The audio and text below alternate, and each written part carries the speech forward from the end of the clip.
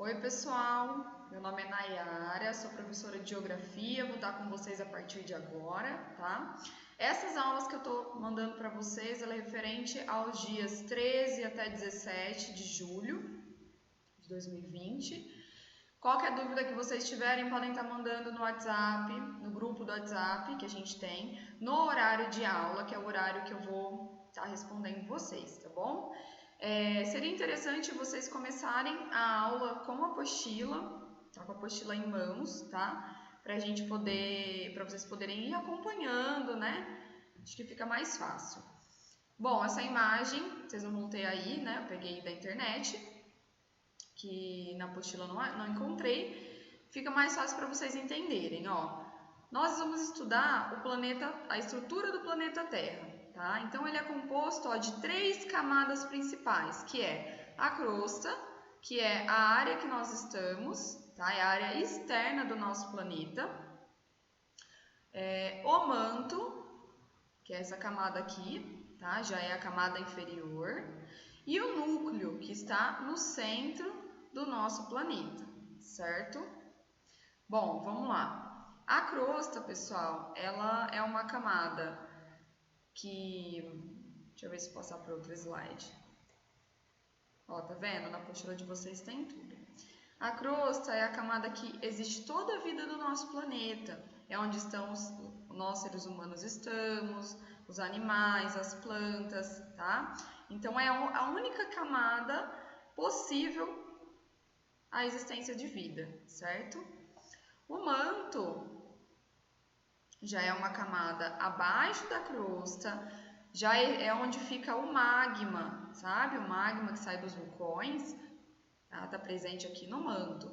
Essa camada é uma camada quente, tem por volta de 2.000 a 3.000 graus, impossível a existência de vida, tá? E o núcleo, que é a camada bem do centro aqui do planeta, que a temperatura pode chegar até 6.000 graus, muito quente. Essa imagem aqui, pessoal, é da apostila de vocês, eu gostaria que vocês acompanhassem aí, tá? E por essa imagem a gente consegue entender certinho como acontece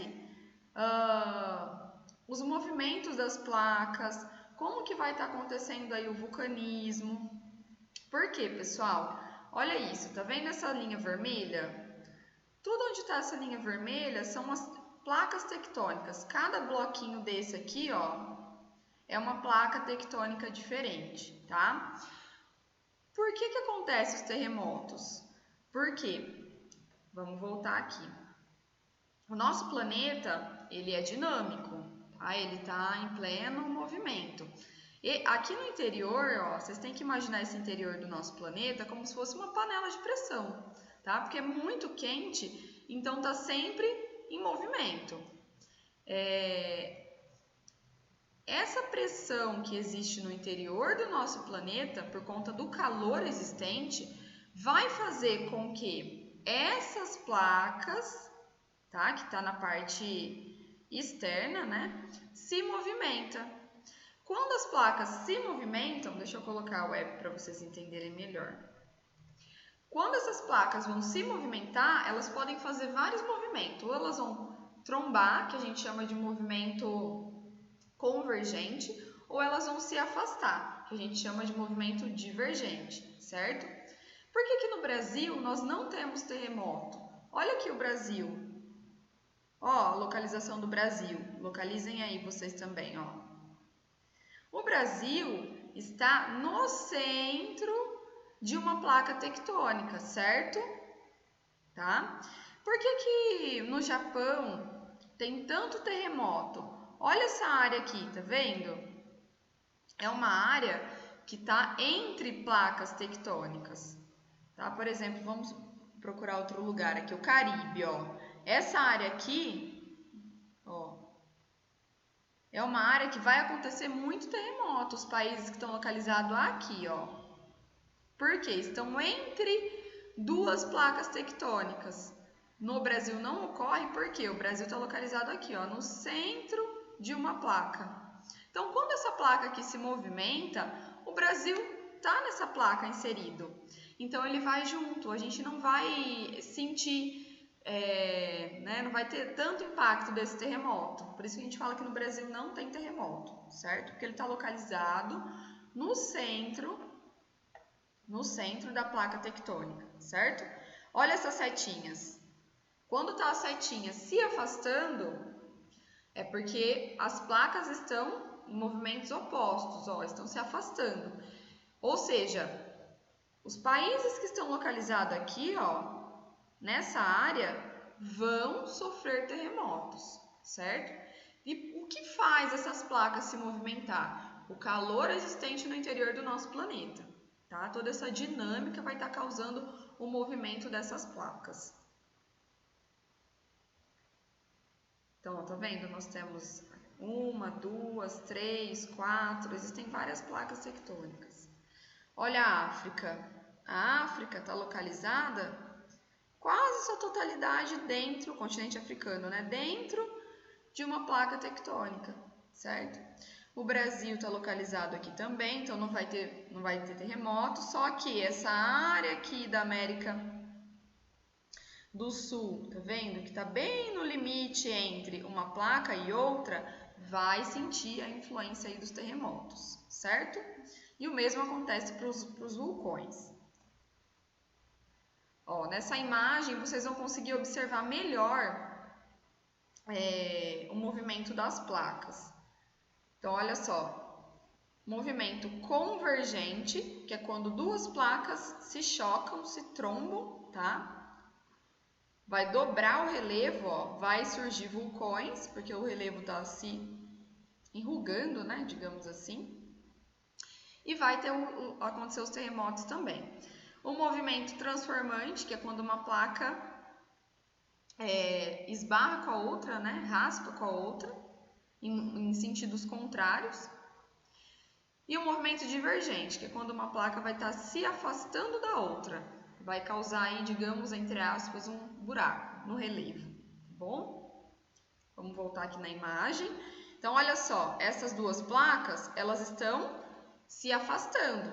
Quando está se afastando é movimento divergente, tá? A placa aqui, que o Brasil está localizado, com essa placa de Nazca, ela está sentidos iguais. Então, elas estão em movimento convergente, certo? Deu para entender, ó? Convergente e divergente. São os movimentos mais conhecidos, tá? O convergente e o divergente, que é o que a gente vai observar aqui mais nesse mapa aqui que eu coloquei para vocês, tá bom? Aqui está explicando, eu até grifei aqui para vocês podem estar grifando aí na apostila de vocês também, que vai ficar mais fácil, tá? A crosta, vamos voltar lá.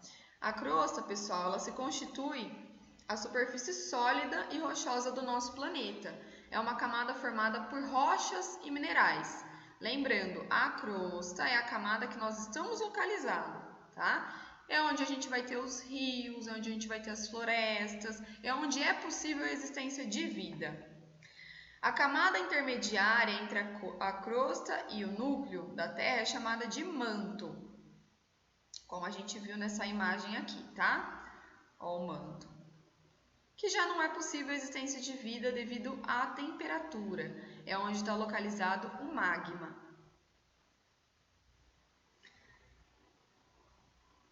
A camada mais interna é o núcleo, também dividido em duas partes, que é o núcleo interno e o núcleo externo. O núcleo, pessoal, lembra que eu falei que ele é super quente? Ó, ele tem temperaturas próximas a 5.000 graus Celsius, 6.000 graus Celsius. É muito quente, tá? É impossível a existência de qualquer tipo de vida também. Então, vocês podem estar grifando essas partezinhas aqui na apostila de vocês, que depois para fazer os exercícios fica mais fácil, tá? A Pangeia, que vai ter aí na apostila de vocês também, mas eu encontrei essa imagem, tá mais fácil para vocês conseguirem identificar, tá bom? Ó, vamos voltar aqui. Aqui dá para vocês observarem todos os continentes, ó. América do Norte, América do Sul, África, Europa e Ásia, tá? Oceania. Então dá para vocês observarem todos os continentes separados. Tá vendo que tem, ó, o oceano dividindo os continentes? Isso aqui, pessoal, é a maneira que está distribuído hoje, tá? O nosso mapa hoje ele é dessa forma. Foi sempre assim? Não, tá? Há muitos milhões de anos atrás, segundo a teoria da deriva continental, que é o que vocês vão ter na apostila de vocês, vai ter questões sobre isso também. Todos esses continentes, segundo essa teoria, eles eram conectados, assim como está nessa imagem. Olha essa imagem. África, América, Eurásia, é porque a Europa e a Ásia juntas, tá? Elas estão num único bloco continental, então a gente pode chamar também de Eurásia. Antártica, Austrália, tudo conectado, tá vendo? Isso aqui, pessoal, a gente chama de Pangeia, teoria da Pangeia.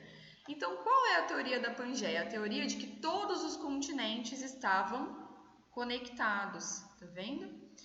Ah, professora, mas o que fez os continentes se separarem e ficar da forma que é hoje, tá? Segundo a teoria da deriva continental, pessoal, o calor,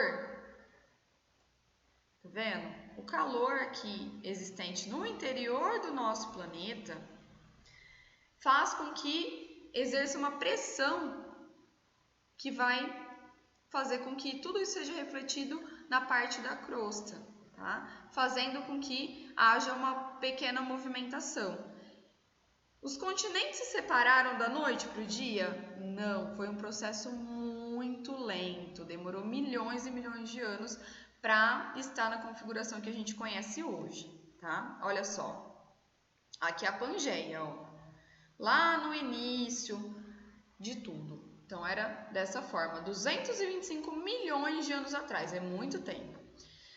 Por conta da pressão existente no interior da Terra, lembra as placas tectônicas que eu já expliquei para vocês? Elas foram se movimentando lentamente, né? Os continentes foram se movimentando por conta dessa pressão no interior do nosso planeta. Olha nessa imagem, já está um pouco separadinho. Laurásia e Gondwana foi o nome que se deu quando a gente vê que já está mais dividido, dá para a gente separar de certa forma a parte do norte e a parte do sul, tá? Posteriormente, ó, no período Jurássico, a gente vê que já está um pouquinho mais separado. Aqui já é 150 milhões de anos atrás, é muito tempo também, tá? Aqui, há 65 milhões de anos, a gente vê que já está mais separado ainda. E aqui é a forma que a gente encontra nos dias atuais, tá? Já está bem mais separadinho. Todo esse processo, pessoal, foi um processo muito lento. Eu costumo dizer que tudo que acontece na natureza demora um tempo muito maior para a gente conseguir observar algum efeito, como é o caso aqui dos terremotos, da formação dos vulcões, das montanhas. As montanhas, para surgir, demora milhões e milhões de anos, né? Então, tudo que acontece na natureza acontece de uma forma mais lenta, que o nosso tempo de vida não é capaz de observar, né? Quanto tempo dura o homem? No máximo aí 100 anos, né? E a natureza? Quanto tempo existe o planeta? Muito tempo, tá? Milhões e milhões de anos. Aqui já está na exploração dos recursos. Bom, pessoal, vocês vão conseguir acompanhar tudo isso daqui no material de vocês, tá? Eu só coloquei essas imagens porque eu achei que está mais fácil para vocês conseguirem estudar, tá? A exploração dos recursos da crosta terrestre. Aqui, pessoal, o homem, ele consegue explorar todos os recursos existentes na natureza. Então, tudo que a gente tem, né, a maioria dos objetos do nosso dia a dia foi extraído da natureza, tá? Então, por exemplo, o lápis que vocês estão usando foi extraído da natureza, tá? O grafite. O caderno que vocês utilizam também foi extraído da natureza, a matéria-prima, tá? Que o papel nada mais é do que celulose, que é feito a partir da árvore. Tudo que é feito de metal, tudo que é feito de ferro também foi extraído da natureza. Então, o homem depende 100% dos recursos que foi extraído da natureza, certo?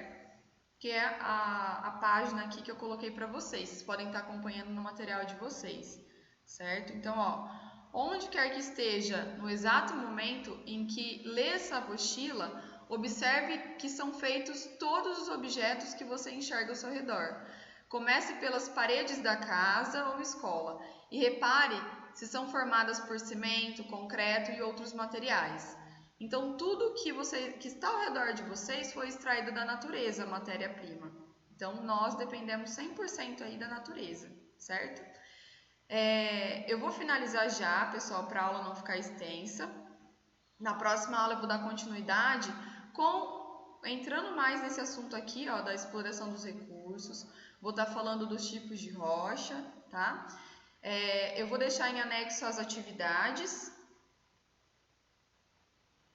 Vou deixar em anexo as atividades para vocês. Se vocês tiverem alguma dúvida, pode estar chamando lá no grupo do WhatsApp, tá bom? Então, vou finalizar aqui a aula. Bom estudo para vocês!